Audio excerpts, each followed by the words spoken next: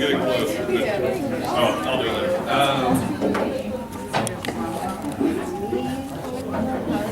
Okay, yeah, so it's, yeah, not really having I've never seen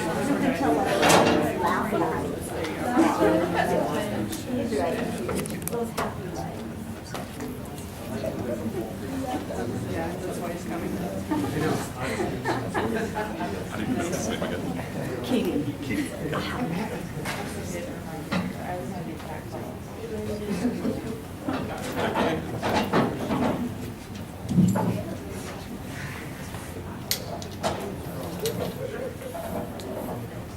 Chad will obviously have to put this down again because he's more slight than I am. So. Is it on? Small. I don't know. It isn't. Okay, is that better? Hello. Okay, welcome to Helicon West. Yay! The date is February 27th, and I don't know how many we've done now, so that I don't know why I'm saying the date. How many have we done? A bunch. A bunch. Okay, good. Okay, so I'm here to introduce our special reader for the day, but I'll get to that in just a second. But there's just a couple things that we need to go over. First is our new broadsides are out. Yay, they're gorgeous. Okay, I believe these are available for purchase somewhere. How much are they? $2. $2, okay. And so we have, on it this time we have Trevor Grant and Benjamin Keaty. Yeah, did I get that right? Oh, good, okay. And Benjamin's here tonight, so maybe you could either read this or something tonight, that would be great. So, or not if you don't want to. Sorry, I don't want to force you to do anything you don't want to do. He read it already, you know. Pardon? Oh, he did. Okay. Okay. Good. So, all right. That's the way you get on. You have to read. What's that? That's the way you get on a broadside. You have to read. Oh, okay. And then you have to submit your work. So it's a two-step thing, though. Okay, that's good to know. So if you're interested in doing that, getting on the broadsides, which are gorgeous, and this is the 43rd one, you said? Yeah. You read first and then submit to, do they send them to you to start? Okay, so star.colebrook@usu.edu. And yeah, it's a great publication. It's a good thing to have under your belt. It looks like also, so the art is by Kevin Goodrich, and as always, Brian Cook was the one who edited it. So, yay, good job. Okay. Also, it looks like we have a couple spots left on this. So if you want to sign up for this, I will leave it on the table right there. So we'll do that. We always have to thank the Logan Library for hosting us. I was just looking for it, that's what I was looking for. There was a letter to the editor saying we were too rowdy or something like that, or we swore too much or something. I wanted to read it aloud, I couldn't find it in enough time, which is a shame. That was for Edwards. Well, have you found it then? No, it's online. Yeah, I've seen it. Yeah. If you weren't reading right now, I would tell you to find it, but... I'll before you're done. Oh, cool, perfect, okay, that'd be great. So we really appreciate them going out on a limb for a whole bunch of ragtag little rascals. We appreciate you for doing that. And always, USU Writing Center who actually gives us money for doing different things, for bringing in writers and things like that. So that's fantastic, so, which are also fishing essays that are very good. And he also has something forthcoming in an anthology, Western Front Reflections, published by History Press, and I believe that was the one he read last time about spring coming to Cache Valley and fishing in the spring and things like that.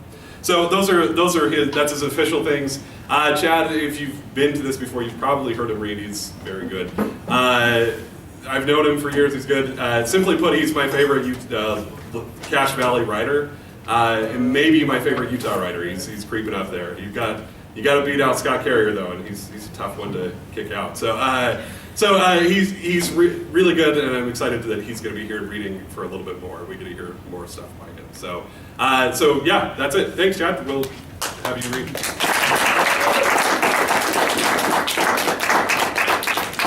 Yeah. Thanks. Hi. How's it going? Chad. Everyone all right? Yeah. So yeah, it's all about Great. love tonight, and I can do that because it's February. I still have 36 hours to cram some love down your throat. And I'm going to exercise that prerogative. Oh, I should have introduced you. Read these down in southern Utah this week too, right? Just a couple days ago. Yeah. Yeah, that was fun. At Darren Edwards. If you're ever down in St. George on a Tuesday, or I guess any day of the week, they have open mic function down there for music, poetry, different kinds of performance art, jazz, at Jazzy's Rock and Roll Grill on Bluff Street in St. George. It's a really cool place. Around 8:30 or so, go down there. It's really great.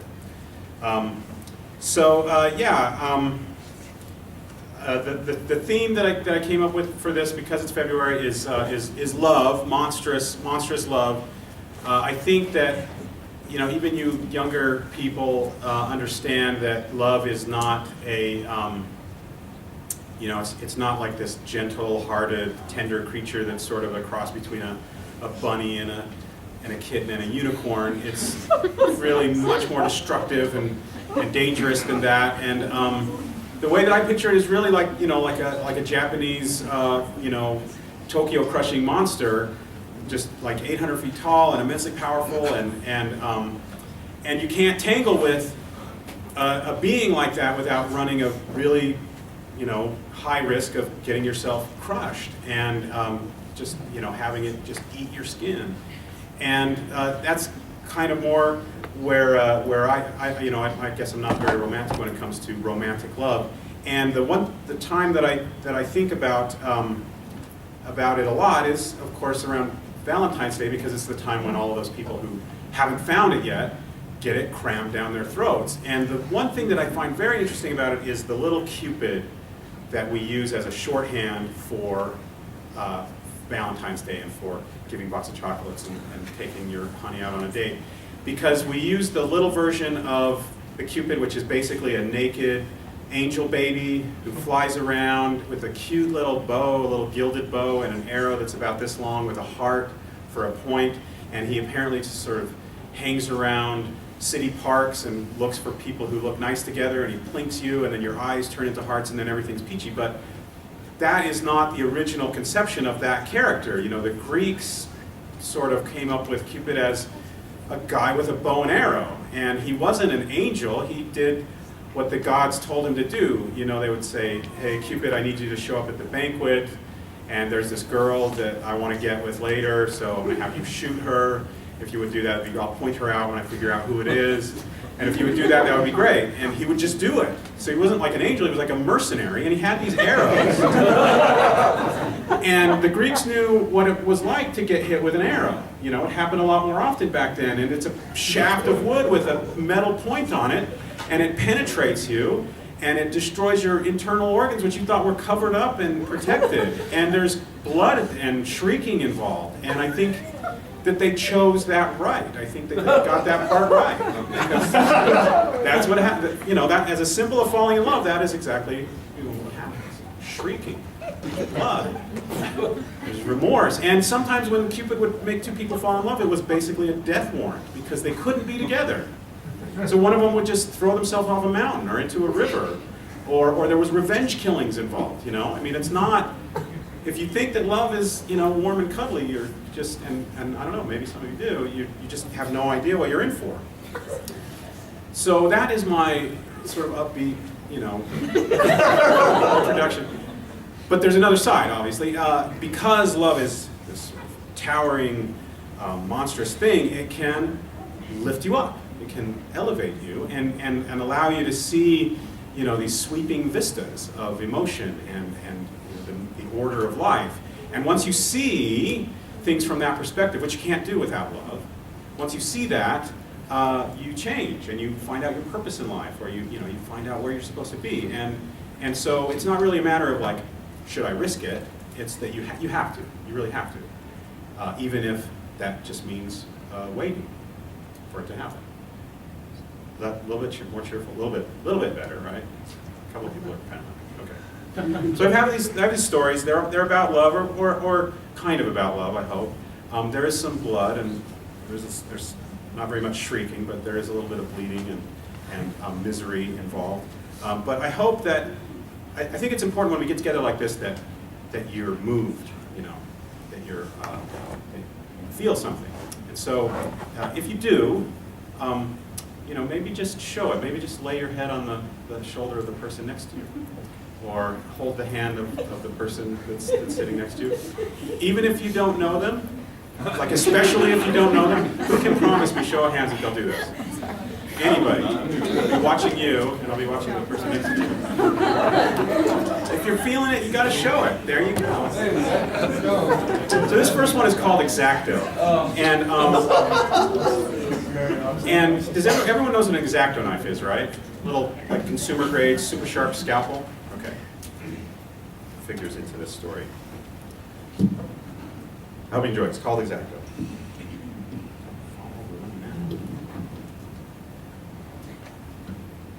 I got this. The window. There. No one has to tell me how great Janine is. After 6 months together, I knew everything about her. It was no accident that old boyfriends called her on a weekly basis. No accident that every time I ran into my old roommate, Trent Gleason, he'd say, "So, how are things with you and Janine?" Not, "Hey Ryan, how's your new place?" Always, "So, how are things with you and Janine?" The thing about Trent and I is that we hate each other's guts. If I could get away with it, I would murder him. And I don't mean shoot him and sink his body in the reservoir. It'd have to be a Hannibal Lecter sort of thing. Skin him out with an X-Acto knife and eat different parts of his body. Not really. But I do hate him, and I feel bad about that, but he feels the same way about me, and so I guess it's sort of okay. This goes back quite a while. He thinks I stole some girl from him, and I think he stole one from me, so we hate each other. Of course, we can't admit this. If I say I hate him, that means I'm threatened by him. He wins, and vice versa. So we've been at it for years. When we see each other, it's very friendly, but underneath, it's tense. That's why he asks me about Janine, to force me to say it. "Trent, I hate your guts." Not that I was worried about him stealing Janine. She was way too loyal. One time we were at Spooky's playing pool, and she slapped a guy for coming on to her. Slapped him right across the face like a movie star. She even looks like one. The hair, the smile, and funny. You're not going to find a funnier, prettier girl, not in this town. We had a few problems, minor ones. I don't even remember a lot of them, but we weren't jealous or clingy or frigid. The main problem was something totally different, something I never saw coming. She was always presenting me with some part of her body and saying, "Will you pick this? Will you pop this? Will you peel this for me?" She loved having things peeled and plucked. It was a Zen thing for her. I spent one whole Sunday afternoon peeling her sunburn. Peeled every square inch of her back. One piece was the size of a dollar bill, and it made the sound of duct tape coming off the roll. She said, "Oh, that was a good one." Other couples go for bike rides, walks in the park. "What am I doing this Sunday?" "Oh, not much. Just peeling my girlfriend." She'd get out of the shower and I'd hear, "Ryan, can you come in here for a sec?" That's how it started. The day she moved in, she called me into the bathroom. She was twisted around, trying to see her back in the mirror. She said, "Babe, can you see this? What is this? Is it a zit or what?" I pretended I couldn't see anything. She said, "Right here, right where my finger is." I said, "There's nothing where your finger is." She said, "Well, I can feel something." I said, "You mean this?" "Ow, yeah, what is that?" I said, "I do not know." She said, "Well, does it look like it belongs there? Can you pick it off? Can you squeeze it?" I said, "You want me to squeeze it?" She said, "Yeah, go for it." Then she braced herself on the towel rack like we were in a Western movie. And I was getting ready to pull a bullet out of it. I worked on it for 5 minutes. It finally popped. A bunch of pus came out and blood. I was in love with her, but I wasn't ready for pus. Is that selfish? Is it selfish to say I love you, but I don't want your pus on me? Things got worse, lancing blisters, plucking kinky hairs from unexpected regions of her body, tampon stuff. Everyone has little zits and welts, but most people are embarrassed about that kind of thing. Janine put me in charge of it. Anything she couldn't reach, identify, or remove herself was my responsibility. She'd say, "Hey, remember that blackhead we found last night?" And I'd cringe and say, "Yeah." "Well, you didn't get it all the way out. Here." And she'd hand me the little black bag, a nylon zipper pouch with tweezers and gauze and stuff, like a toolkit for the pseudo-medical maintenance of her body. She said, "If those tweezers aren't going to do the job, there's an X-Acto knife in there you can use." One time she crashed her bike and got a big road rash on her calf. It turned into a million little scabs like strawberry seeds. They snagged on her tight, so every night she had me picking them off. You won't find a sexier pair of legs, but I got scabs and blood and skin under my nails. That's not sexy. And if you think she's got great legs, look at her feet. They're perfect. Her toes are straight and even with little perfect toenails. I used to kiss the top of her foot on the blue lines of her veins where they traced up into her ankles. But then she introduced me to the foot smoother. It's a little plastic chicken egg with a cheese grater on one side. The ladies rub it on the rough parts of their feet to smooth them out. The shavings collect inside, like a pencil sharpener. But instead of wood and graphite dust, it's all full of dead human skin in powder form. She put me in charge of that too. The first time I emptied it out, I tried to pull it apart instead of twisting, so it popped open and the skin shavings went all over me. Like when you sneeze on a powdered sugar donut. I got it on my face and lips. I breathed some of it in. I was in the bathroom hopping from foot to foot, trying to figure out how to decontaminate myself. She was in the bedroom saying, "Ryan, I've got another foot, you know." After that, I couldn't kiss her feet anymore. Same thing happened with all her other parts, her butt, her elbows, her rib cage. One by one, they devolved into individual dermatological concerns. After 6 months of ingrown hair patrol, I started losing interest. Trent Gleason would check in with me periodically. I told him, "Trent, everything's fine. Geez, you're such a vulture." He said, "Well, vultures can tell when something's about to die." He's quick that way. Prick. Meanwhile, Janine was ready to take the relationship further. Not the love relationship, I mean the semi-medical, X-Acto knife relationship. She had me operate on her ingrown toenail so she could ride in a charity bike race. I said, "I really think a doctor should do this." She just laughed, cut me open. What could I do? I cut her open. After a while, she started asking questions that I just could not handle. "Hey, Rye, my pee kind of smells like dish soap. What do you suppose that means? Come here and smell. Think there's something wrong with my bladder?" It's not that I'm a wuss. I have worked on my lady with an X-Acto knife. I'm not squeamish, but our physical intimacy became bodily intimacy, and that's not the same thing. That's why women can sit on one of those tables with the stirrups while a stranger gives her a pelvic exam. It's not sexy, it's clinical. That's how I thought about Janine as my patient. Sometimes instead of sex, I just loofah her knees and maybe give her a quick breast exam. I didn't know whether to smoke a cigarette or bill her insurance.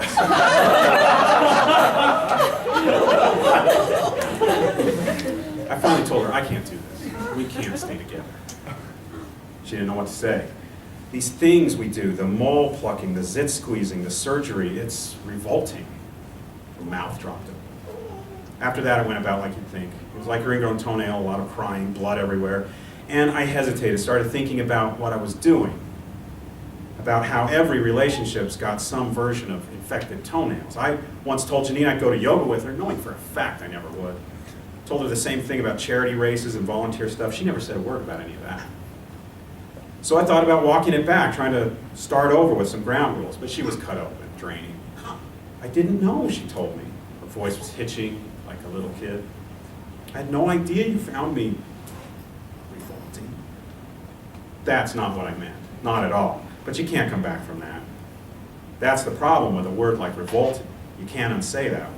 I could tell her she was beautiful 1,000 times, and every time she'd think of the one night I said, revolting. So I just did my best to mop it all up, keep it sterile. Trent Gleason didn't waste any time, and he wasn't even moved all the way out when he texted me, "Hey, I was going to stop by your place and check it out, okay?" He was the last person I wanted to see. I was lying on the bed. Some of Janine's things were still around, sweater on the chair, hand lotion on the vanity, her smell. Now I knew why old boyfriends call, guys from back in college, from high school even. But you can't unlance a boil, you can't unpeel a sunburn. "Sure, Trent, come on over anytime." I almost said, "Hey Trent, listen, I hate your guts. But with love, there's certain things you don't have to say." It's the same with hate. He didn't act arrogant. I'll give him credit for that. The Rangers were playing that night, and he watched the game with me until they were up by 2. Then he took a sip of Dr. Pepper and said, "So, I hear things with you, Janine, through." I said, "Yes, they are." He said, "I was thinking of asking her out. Unless you're not cool with it, unless you think, things will get messy." I didn't say a word. I just got up from the couch and walked out. He sat there watching the Rangers. I went into the bathroom and got the little black bag, opened it up and emptied it on the vanity. There were a few things I'd added. Surgical gloves. a nice pair of tweezers. I got one of those little mirrors that dentists use. I'm not going to even explain that one. I picked up each tool one by one. Her foot smoother, her X-Acto knife. You know, girls are so complicated, so puzzling. Not Janine. Janine came with her own toolkit. Put everything back inside and went to the couch, handed the bag to Trent. He unzipped it and looked in. He held up the X-Acto knife and said, "What's all this for?" I said, "It's for her. It's all for her. Try to hang on to it for as long as you can." Thanks.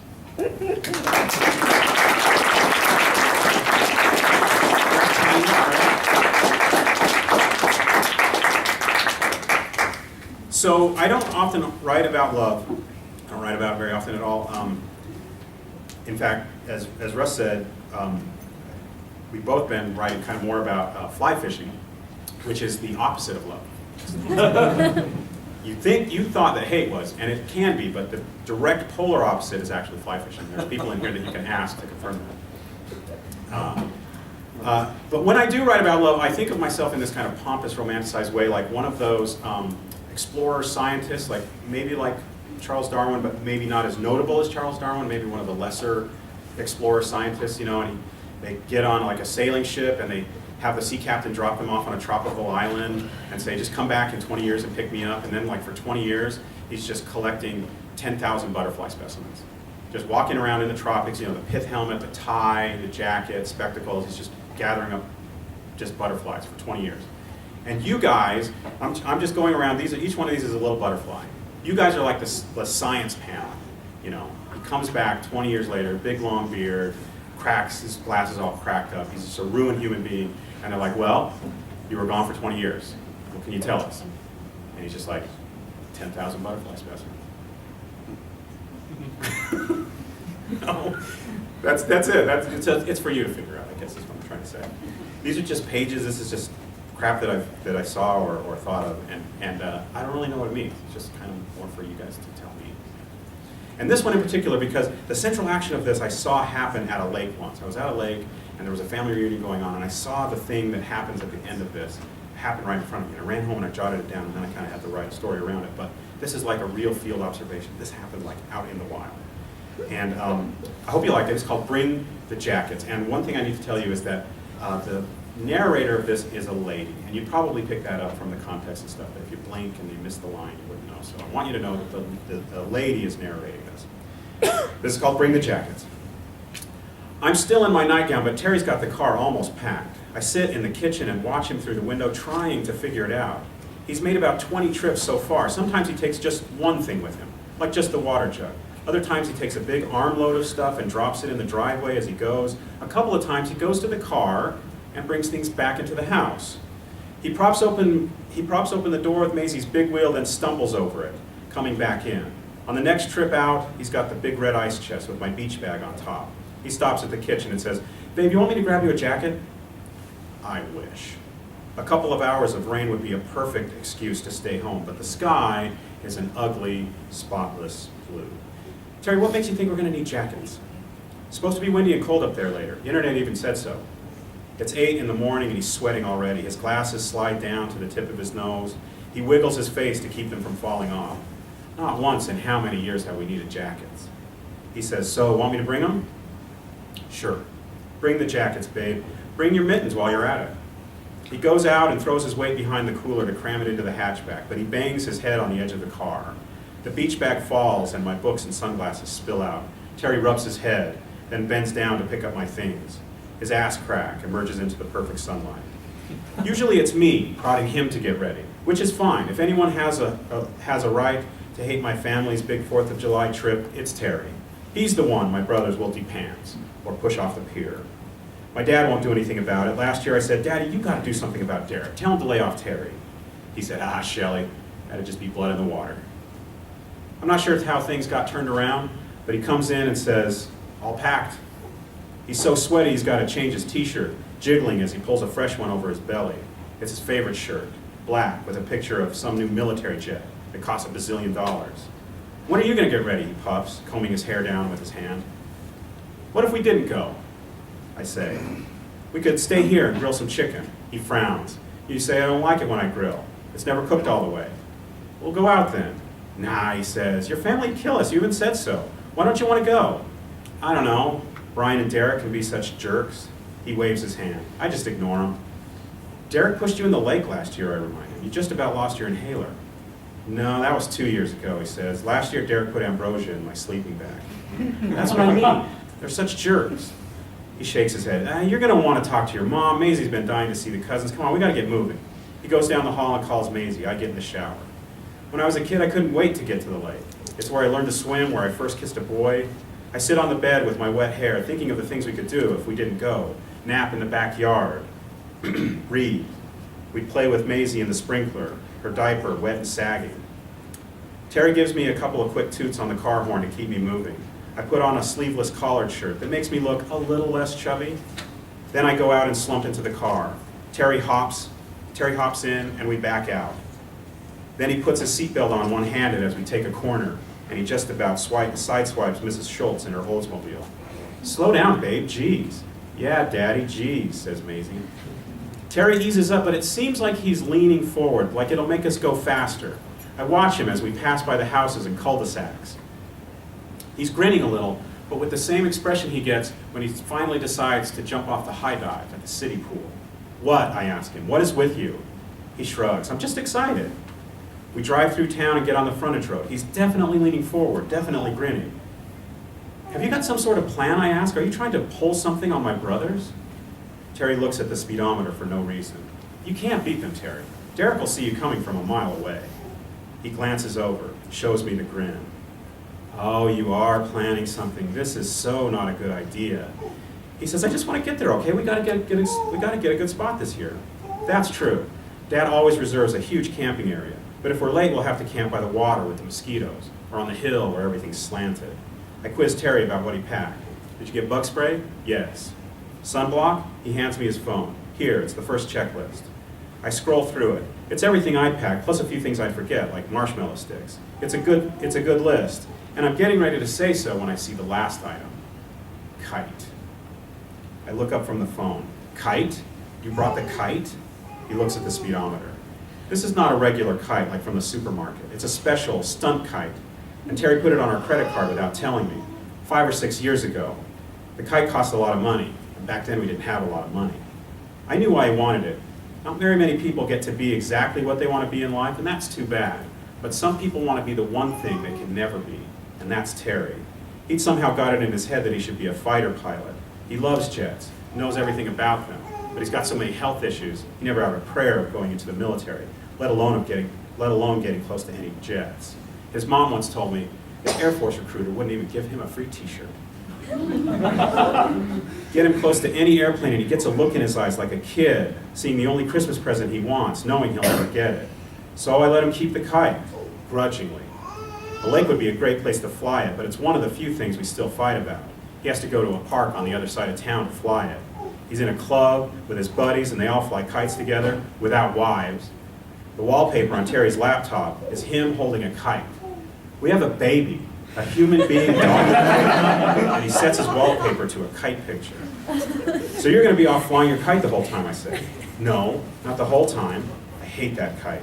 You've never even seen me fly, he says. I'm one of the best in the club now. Josh even said so. I toss the phone in his lap, fold my arms. Well, Maisie's excited to see me fly. Right, sweetie?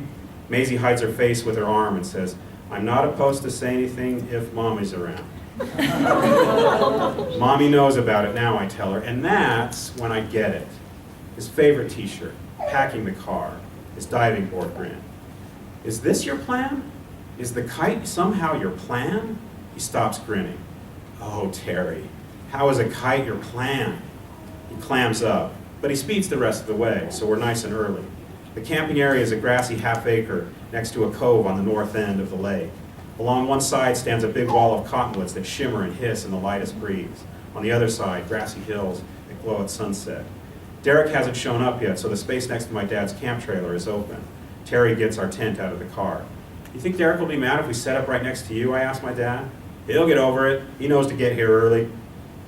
Terry and I put up the tent without talking much. He's sweating again, pulling up his drooping shorts. The sun climbs and more people show up. Pretty soon Maisie is swept away in a swarm of cousins. I wonder where Derek is, says Terry. My parents shrug in unison. In their matching deluxe camping chairs, they both sit the same way. Slumped down, right leg crossed over left, arms draped on the armrests. King and queen of the campground. I unfold a chair next to them and Terry sits on the ground. He pulls up handfuls of grass and throws it into the air, checking for wind, but it falls straight down. It's lunchtime before Derek pulls into the campground in his enormous Chevy. It glitters with so much chrome, Mom and Dad shade their eyes, even though they're both wearing sunglasses. We hear the music thumping across the campground. Behind the truck is a trailer with 2 jet skis. What an outfit, says Dad, shaking his head. It hurts my eyes, says Mom. The cousins hoard around Derek as he dismounts the truck, even though they know it will probably be tomorrow before he gives out any rides on his jet skis. Derek towers above even the tallest of them. He's wider than any 2. He looks the place over, as if he's just conquered it. Brooke hops out of the other side. Her huge sunglasses hide everything but the tip of her nose and her mouth and some of her forehead. Then Brian swings in. His truck is smaller than Derek's, but just as loud and shiny. He gets out and Derek grabs him. They wrestle and the kids back away. It's like watching 2 buffalo contend for territory. Pretty soon, Brian's in a chokehold. His face turns purple before Derek lets him go again. Brittany gets out of the truck and finds her place next to Brooke. They mince through the grass in their high-heeled sandals like they're afraid they'll step in something. Stevie, Brooke warns one of the little cousins, keep those muddy paws off of me. The 2 wives have the same big sunglasses, the same crisp, pale clothes. Brittany's skinny, but not as skinny as Brooke. No one can be as skinny as Brooke. They come over and give Mom and Dad hugs, without really touching them. How are you guys doing, says Brooke. We've been meaning to come over. How are you getting around? Mom and Dad look at each other. Getting around what, says Dad. Brittany stands with her arms tightly folded. She keeps adjusting the way her bangs lay across her forehead, as if it's the one thing she can do without permission from Brooke. Brooke touches Mom's arm and says, tell me you brought your fried chicken. Sure, says Mom. You want a piece? Oh, no, she says. She pats her flat, featureless tummy, as though that explains her answer. But I've got to get the recipe. I can't help myself. I say, Brooke, you can cook? Brooke fakes a laugh. Dad laughs for real. Mom shoots us a look. Shelly, coos Brooke. She tiptoes over to me. Look at you, girl. I can see why you always wear that shirt. She leans in for the no-touch hug and says, it really slims you down. The 2 wives sit in the shade and thumb their phones. Derek comes over with his tent. It's a 6-man cabin tent, but it's tucked under his arm like a newspaper. When I was a kid, I loved all my brothers, but Derek was my favorite. He was my happy, big-hearted puppy. But when I got home from college, I finally saw him the way that other people did, and I understood why some people never liked him or were afraid of him. Derek looks at Dad's camper, then our tent, then Terry. Terry's frozen, not even moving. I half expect him to change colors to better blend in with his surroundings.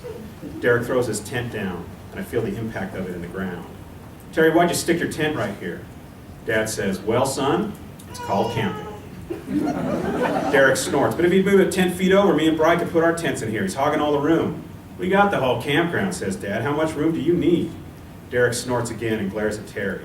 I should be embarrassed when Terry looks down, but I don't even want to think about what would happen if he tried to stand up to Derek. Nobody needs to be moving tents around in this heat, says Dad. He points across the campground. Some nice spots by Uncle Ricky's fire pit.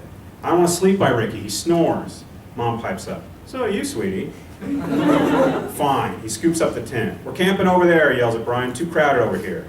See that, Shelly? Says Dad. Blood in the water. Why is he like that, I ask. Dad takes his time answering. I honestly don't think he wants to be. Sometimes I think he's just waiting for the world to come along and tell him to knock it off. Derek opens a beer and recruits some kids to set up his tent. He heckles and trips them while they work. Brian sets up his own tent. Derek heckles him too. When they finish, they throw off their shirts and back the trailer down the gravelly beach. The jet skis float free and they climb on. Kids crowd around the shore to watch. Brian turns for open water, but Derek races straight at the kids. When he's 20 feet out, he steers hard left and sprays them all with a big sheet of water. Then he's gone too, and the kids stand dripping as the sound of the machines fade. Terry heads straight for the car and he's back in 1 minute with his kite bag. It's got special pockets for all the controls and spools. He lays it all out and looks over at the kids, but they're still at the shoreline. He kneels down and works on the kite like he's reviving some huge sleepy bat. It's almost as wide as he is tall. What's he got over there, says Dad. I sigh. It's his kite. Looks like a hang glider. A few kids spot Terry and begin watching him from a distance. He positions the kite and trails the strings across the grass. Stevie and a few other kids wander over. But there's no wind, says Mom. It's a special kite, I tell her. It doesn't need wind. Terry motions the kids to stand back. He says, please don't step on the line, okay, you guys? Stevie stamps on them and then runs off. The rest stick around, asking questions. When everything's ready, Terry puts in his headphones and takes up the paddles. He stands there a moment with his head down, as if what he will do next is important. Then, in step to the music we can't hear, he pulls the controls and shuffles backwards. His belly jiggles like mad, but his movements are weirdly graceful. The kite lifts into the air 50 feet, and the kids cheer. Dad flips up his sunglasses and says, would you look at that? Terry yanks on one handle and the kite peels off to one side. The kids run, following with upturned faces and arms reaching skyward. A cool breeze starts up, as if conjured by Terry's cryptic motions. Wind shadows ripple and swerve out on the lake. The sweat on my neck turns chilly. The cottonwoods begin to seethe, and Terry puts on a show for us. The kite soars, stalls, plunges down, plunges down, almost hitting the ground before turning up again. The kids chase it. Terry looks over his shoulder at me, his eyes blaze deliriously through his glasses. This goes on for an hour. I catch up with Mom and Dad, but we pause to clap for the good tricks. Everyone's watching now. The kids have their chairs set up like an audience. Even Brooke and Brittany look up from their phones from time to time. Mom says, I like it when it almost crashes, but he saves it at the last second. Dad says, I like the figure eight. Something is happening out over the lake, wet air colliding with hot air or cool air colliding with dry. Terry could explain it, but the result is a line of gray-bottom clouds forming on the south side of the lake. The breeze picks up even more and waves march into shore. The wind is so strong it sends the kite into endless corkscrews. Terry's face is red and he's breathing hard, but just when we think he's out of tricks, he hops over the strings and works the controls behind his back. Uncle Ricky laughs and shakes his head. Only Dad and I notice when Derek and Brian bounce over the waves and glide back into shore. No kids mob them. No one asks for a ride. They beach the jet skis and dry off. Then they come up from the water talking loud, but everyone's watching the kite. Terry brings it low for the kids to pet it. It hovers motionless a few feet off the ground, and the kids touch it and jerk their hands back like it's a living thing. Then they run away squealing. Derek and Brian stand a ways off, pointing and smirking as if planning what to do about it. They get a football and try to start a game, but no one wants to play. Dad points at the kite and says, oh, did you see that one? But I catch him sneaking glances at the boys. They're tossing the ball, watching Terry. Then Derek motions Brian to go long, and Brian takes off. He jumps over the kids in their seats, and Derek launches the ball. It looks like he's too far away to hit the kite, but the wind carries the ball beyond even Derek's range, and we gasp as it smacks into the kite like a missile. The kite veers over, collapsing. Something in it has snapped. It dives noisily into the grass and flutters there like a wounded pterodactyl. Terry whips around. We all do. All eyes go to Derek. He stands there grinning. Groans rise above the wind. What? He shouts. It was an accident. Daddy, I hiss. Will you do something? Daddy holds up his hand. Keeps watching. Terry yanks out his headphones and kneels at the crash site, examining the great injured bird. The kids circle in, heads bowed. Is she broken? Says Maisie. Nah, says Terry. She's just fine. When the kite rushes up the wind again, the whole campground roars. The kids hoot. Derek stands in the grass and spits. Then the kite turns and crosses the campground. I look down at Terry. He's on the move, and when he stops, the kite is hovering 20 feet above Derek's head, like the blackest rain cloud or a UFO. Derek sneers and steps to one side. The kite follows. Everyone laughs. My heart is sinking a little. It occurs to me that I was probably never too concerned about Derek humiliating Terry. It was always the opposite that seemed worse. Terry tightens his grips on the handles and makes a move like kung fu. The kite rips down from the sky and sends Derek fleeing and stumbling through the grass. The kite's nylon skin crackles like a machine gun as it tears past him. Derek staggers away, but the kite keeps after him. Derek somehow comes up with the football and flings it at the kite. He manages a glancing blow, but the kite stays up. He dodges, gets the ball again, throws again. The battle goes on until they're out the water. Mom and Dad stand up and head to shore. We all do. Bring it down, barks Derek. He's panting and he's got grass stuck to his face. He seats the football in his big hand. Give me one clean shot. Terry stands with his back to the water. He lowers the kite so that it hovers in front of Derek, rattling like crazy. Derek fakes a throw. The kite doesn't move. He launches the ball, and the kite leaps clear. The ball spirals out over the lake and splashes down. Everybody cheers. The kids are hopping and clapping. They crowd around Terry. Uncle Ricky runs over and pats him on the back. Dad turns to me. See that, Shelley? Derek stands with his back to us, watching his football. It's found some current in the lake that runs counter to the wind, and it edges away onto the open expanse of water, as if it had only been waiting for its chance to strike out alone. Terry shows Uncle Ricky how to work the kite, and then hands over the controls. Uncle Ricky tugs the paddles, and it wobbles through a couple of turns. "Would you look at that?" laughs Uncle Ricky. Maisie climbs up into Terry's arms and reaches into the sky after the kite. "Oh, she's freezing," says Terry. Mom says, "I've got some jackets in the trailer." "That's okay," I say. I slip my arm around Terry's waist. "We've got some over in the car." Thanks.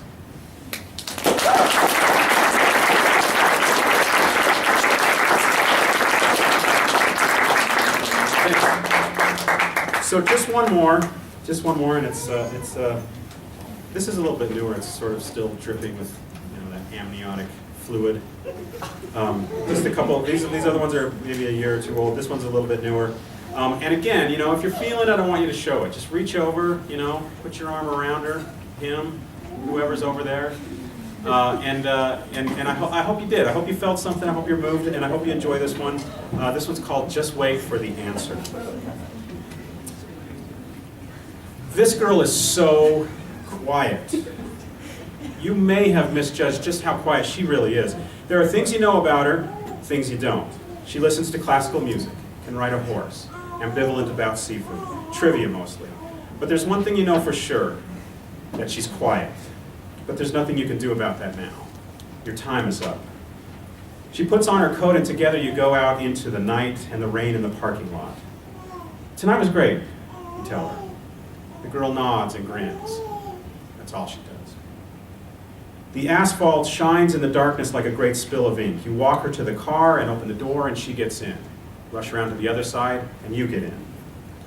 Street lamps glimmer, wet and bleary through the windows. For a few seconds, you don't look over. She's there in the passenger seat, and you figure maybe she'll say something, if you can keep yourself from looking over. But she doesn't. And so you do, and when your eyes meet, she looks away. There is no more than 8 inches separating the two of you. No sound but the rain. It makes a noise like radio static. To fill up the quiet, you begin to talk at her, and you keep talking for a while. "Sure got cold in a hurry. It was gorgeous this afternoon." She peers up through the window at the wet black sky as if to confirm this. "Oh, my stupid car," you continue. "It fogs up so bad, I'm sorry." You wipe the windshield with your palm, then switch on the defroster. I have to run the defroster and the AC at the same time when it gets like this. "Yeah, the evaporator fins in the AC unit condense the moisture out of the air like a dehumidifier. It's a trick I learned. It's starting to work already. There's really not that much difference between a dehumidifier and an air conditioner." You're not entirely sure if that's true. But she laughs. You know of no other sound you would rather listen to. Hearing it makes you laugh. And then you sit quietly again in the watery light as the defroster breathes a rough and continuous sigh. A raindrop creeps down from the top edge of the windshield, joining nearby droplets until it becomes a rivulet that courses down and out of sight like a tear. This girl has said nothing and is apparently content to keep doing so. You gnaw at the inside of your cheek to stop yourself from lecturing further on the physics of automobile climate control. Maybe a laugh or a glance from this girl holds more meaning than that of another. You recalibrate because there's something you plan to tell her, something heavy. You love the girl. She probably knows, but it's time you said it to her. You rehearsed it earlier so that it will come out right. This didn't go very well. It felt dishonest to manufacture a moment between two people, to force it into the open that way. But you want it to happen right. So you're gauging the mood, and you want to know how she'll answer. So you're trying to find the right place to begin, like a pilot, reading the wind and searching for somewhere to land. You scan the landscape of her. I was surprised, you tell her. I never thought you'd be into a stupid movie like that. She shifts in her seat. Or maybe that was a shrug, or some other cryptic utterance of body language that you failed to catch. It was fun, she admits. She looks at you. Right. It wasn't too bad. The movie, it was okay. Yeah, it really was. So, you breathe. Tomorrow. She only nods, but when you look at her, she doesn't turn away. You turn in your seat to face her, turn off the defroster, and remove your hat. You speak her name. Then you tell her, I love you. I do. And I've been wanting to say it. Then you nod, once, as if to punctuate it, as if to let her know that you're through speaking for the time being. Or maybe forever. At this point, it's hard to say. Because it didn't come out exactly the way you rehearsed. There was something you wanted to say beforehand to transition into it. There was a cadence to it. But the moment has been created and it begins to unfold around you. And it unfolds around the girl. She played a role in it and is still playing a role. And so you discover that any such moment must be forced into existence, or else it couldn't exist at all. Like a line of words in a love letter or a parting embrace, they're intentional acts to be shared between two people, even if only for a short time. The girl puts her face in her hand and cries.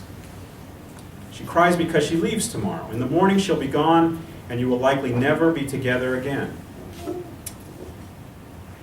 You haven't decided what this means or what can be done about it. So you take her in your arms and you hold her, and you keep holding her for a while. She squeezes you hard, buries her face in your shirt. You breathe in the smell of her and pull her softness against you. Through her sobs, she whispers your name, and you feel it on your neck. If you lose her, it will be months before you can appreciate the cost of it. The pain will last much longer. Some of it will never go away. But there's one more thing you learn in the dim light of that inky parking lot. Love is a girl sobbing on your neck. And the price of love is loneliness. When the girl settles back into the passenger seat, your shoulder is damp. She sniffs, wipes her face with her fingertips, and says nothing. All is quiet but for the rain. It streaks the windows. Your cheeks grow hot, and you watch the girl for signs. She sits still, arms folded across her middle. Her back is straight, head tilted forward. On her face, an expression that is neither smile nor frown. You cannot see her eyes beneath her long eyelashes. If there is any signal in her stillness, you lack the ability to infer it. Then she looks up. Her arms unfold, and her hands come to rest in her lap. One soft petal cradled in the other. Her gaze meets yours, and her lips part. She draws a breath. And if you think what you had to say was heavy, just wait for the answer. Thanks.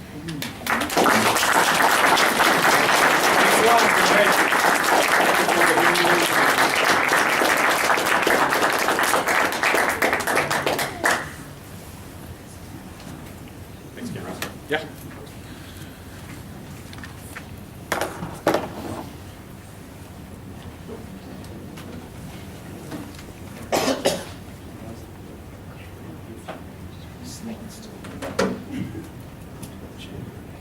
There's only alternates left at this point. So, okay. So now we're going to just jump right into the open mic reading. Thank you. That was great, Chad. Thank you. Yes, Chad.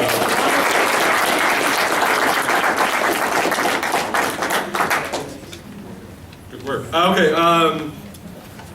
So about the list, can I explain briefly? If I screw this up, I want some help with this. But the reason for the email addresses is to get a hold of Jesse, or so Jesse can get a hold of you. Can you explain what this is? I'm interviewing people who read at Helicon West for a collection, The People of Helicon West, and so if you want to be a part of that, I need your email address. So yeah, so I noticed that most of you didn't leave your email address on this. Okay, good. Yeah, we've got some who did. If you want to do that, this will still be floating around, and definitely put your name on it and get your email address on there.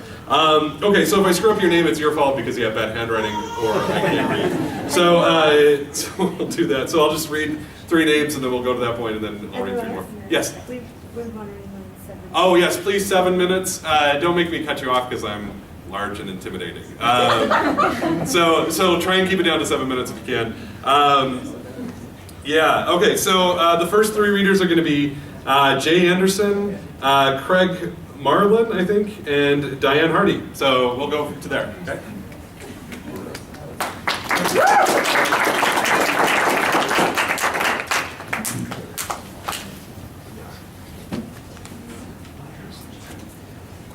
Hello. Hi, Jay. Hi. I'm going to read one poem. It is called The Alter Ego of Acceptance. I wrote it a couple of years ago. I like to think that behind the veil there is one specific reality. The one that is unafraid to compose several states of mind, no matter which ones are culturally accepted or not. A true explorer he will be labeled, strapped to the sails of a ship that travel without destination. He admittedly wanders without anything to look for, not even a mythical four-headed reptilian creature of sorts, the kind that teach us to be cautious, you know. Rather,